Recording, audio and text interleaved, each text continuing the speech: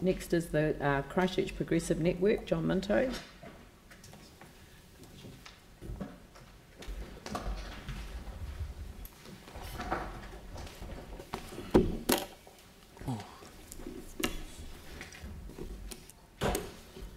Page 127. Right.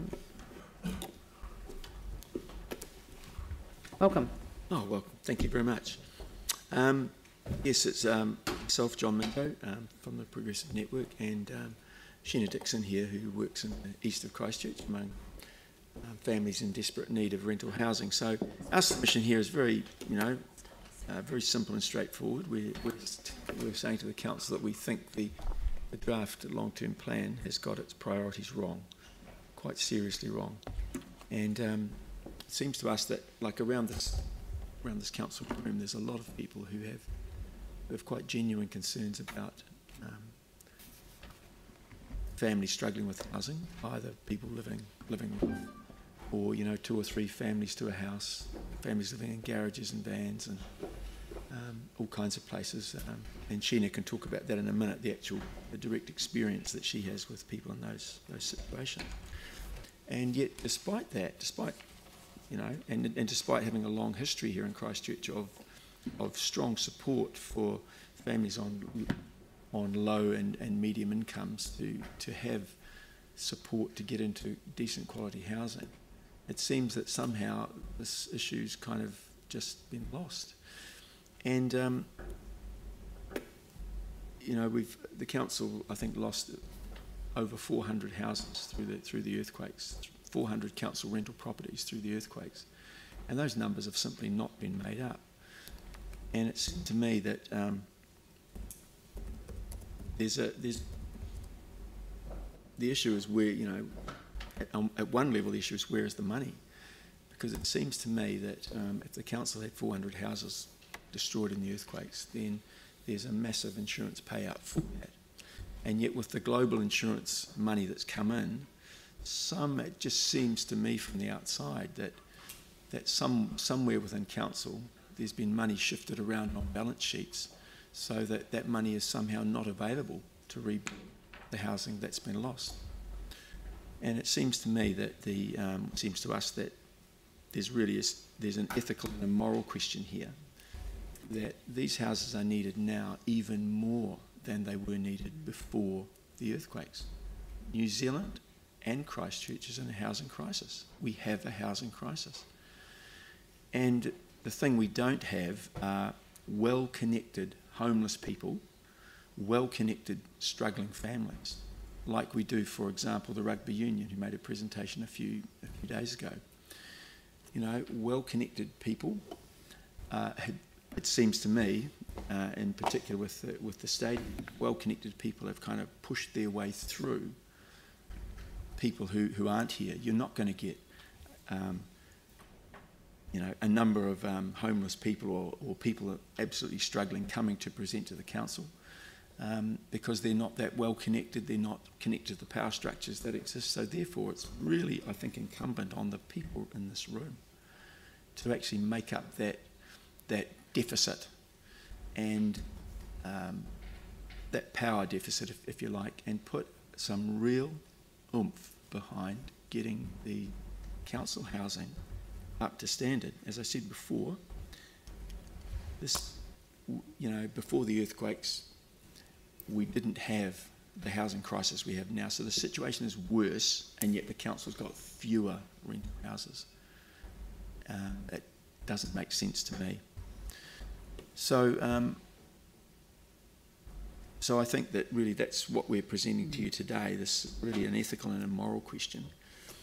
And I don't think it's good enough to say, well, we're going to put this issue with the Aotearoa Housing Trust, Community Housing Trust, because all of us in this room know that housing trust does not have the resources to rebuild the houses that are needed desperately in the city. Yes, they put out their own plan for developing the number of houses, but that's over 10 years and it still won't get to where the council was before the earthquakes. So there's this huge moral hole in the 10-year plan, and I think that needs to be addressed. between now and the time that the long-term plan is finalised.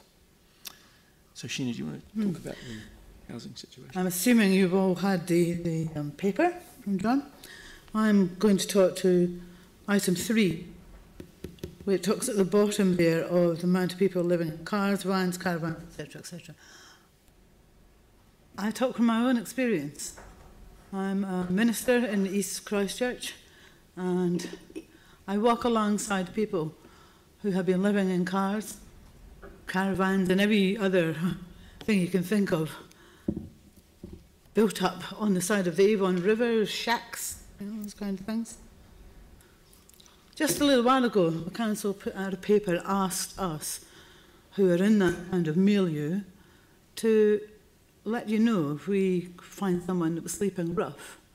Well, I spoke to the people that I walk alongside and know fairly well, and I wanted them their permission to give those, perhaps not their names. Well, I was hoping they would give their names, but no. But they said, you can do it, Sheena, but what's the point? So they've lost hope, yes. Some of them are struggling. They don't have the confidence to come here. That's why they speak to people like me who've got more confidence, and it's good for them, I suppose. And I'm here to advocate for those people that are voiceless, and yet they're part of our community. And given a chance, if they had a roof over their heads, they would become even more part of our community. I'm not a bleeding heart. There are some that will not ever, well, probably not in the short term anyway, be able to be housed someplace because they have issues. But the vast majority of them would love a roof over their heads. And they're looking to the council, and they're looking to the state provision of housing as well, but that's difficult for them too. I can't sometimes, I know I'm terribly privileged to have a roof over my head, but I walk alongside these people who do not. And I want to be able to look at them in the eye and say, I'm doing my very best for you. That's why I'm here today. Yeah? To urge you to bring the housing back up to the pre-earthquake number, please. Yeah? For the spirit of our community, for the people of Otautahi Christchurch. Please do look at the long-term plan again, and if there's any way that you can find the necessary resources, whatever they may be, to bring it up to pre-quake levels, please do so. Thank you. Thank you, Philip. Thank you very much. And I mean, there's obviously councillors will have questions, but I just want to comment briefly on the insurance, because the global settlement for the housing units was actually with EQC. It wasn't included in the housing insurance.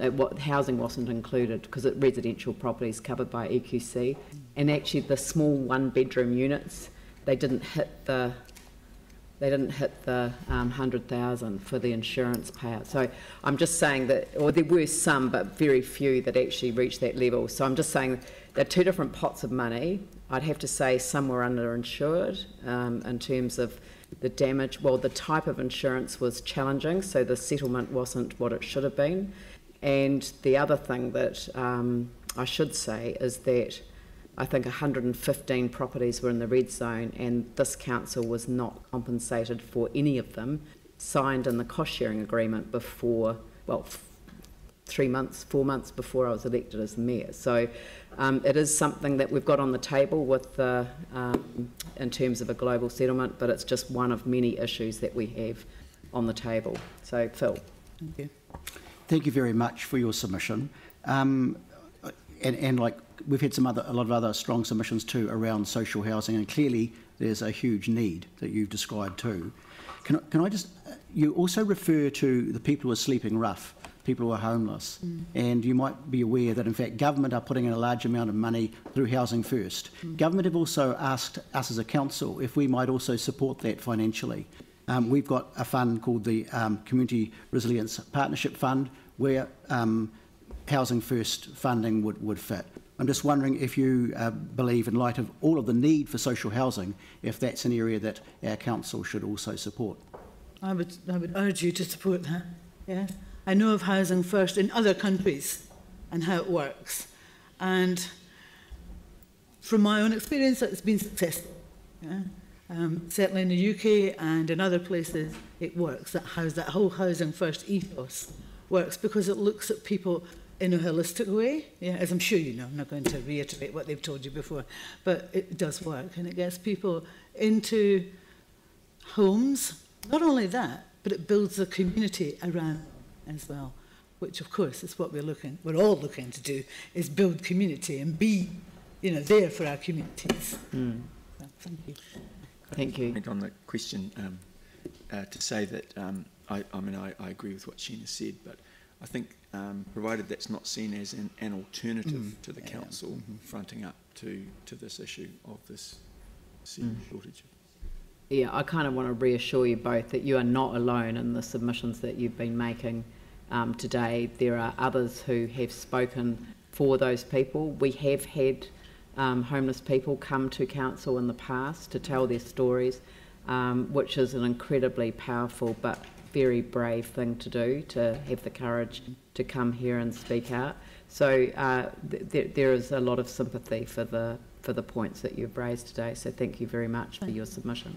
Thank you. Thank you very much. Thank you.